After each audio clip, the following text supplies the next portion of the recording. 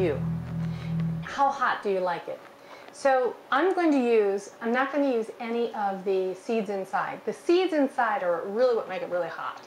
We're going to be using it for something else, so we may not want to make it that spicy. I'm going to show you what to do with limes and how to squeeze them so you get the most out of them.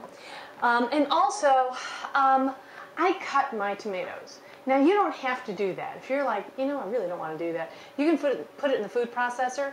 And so I'm going to show you how to do it like that. We want to make it easy, and I want you to not spend 5 years in the kitchen. I want you to be outside at your picnic, having fun, relaxing.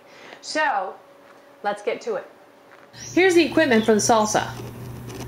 A knife, a juicer, a food processor, and a microwave if you want to get the most juice out of that lime. Here are the ingredients for your salsa. Tomatoes, lime, pepper, salt. The first thing we're going to do with our lime is put it in the microwave for 15 seconds. I know, nutsy cuckoo, but it works. Rolling my lime, I have one hand on top of the other one. Now I'm just going to cut it in half.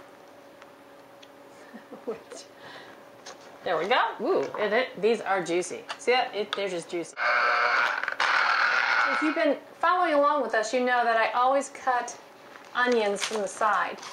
So I always make my first cut this way, and then my subsequent cuts down this way. I'm going to take this off.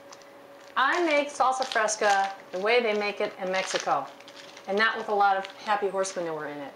So I'm just going to cut this into chunks like this. Now for the pepper. Cut off the end. I'm just going to cut that part off. And now you can see all of the seeds and everything. And then you just take your knife and put it in the center and just kind of scrape it around.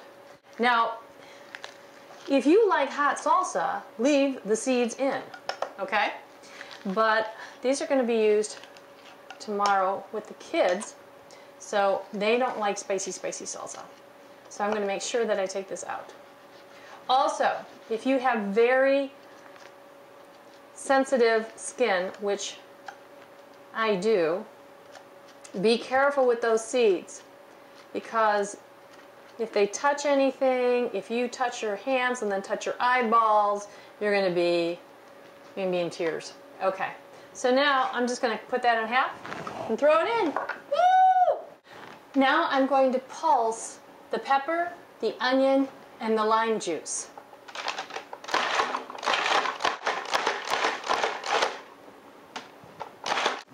This is the point where I would start chopping my tomatoes, and I would get out my little knife that works really well with them, and I would cut them into very, very small pieces because I'm really anal.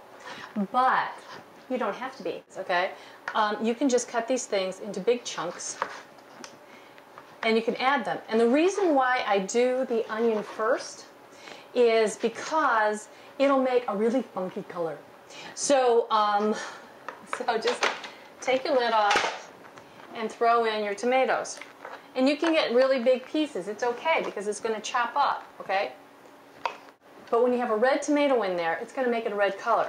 And this way, it shouldn't make it this weird pinky reddy color. But if it does, who cares, man? It's flavor that counts, right? All right. I'm probably going to use about 3 tomatoes for this.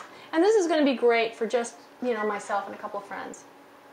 Who am I lying? It's going to be perfect for me.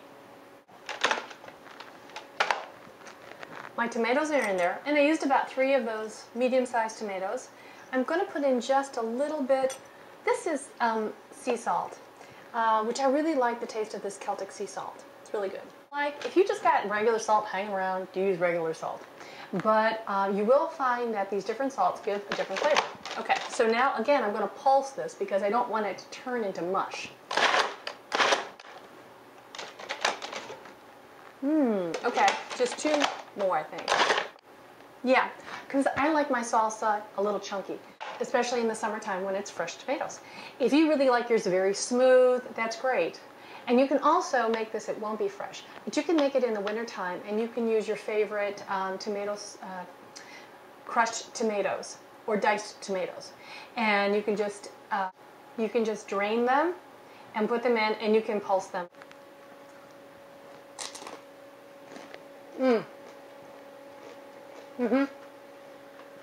I would like it a little bit spicier, but oh, nice. Nice, fresh note of the cilantro and all the, I mean, that stuff's all great, okay? But this is just nice, simple flavors together. You can't go wrong. Just can't go wrong. And this is a perfect spice for everybody at the picnic. Baked chips.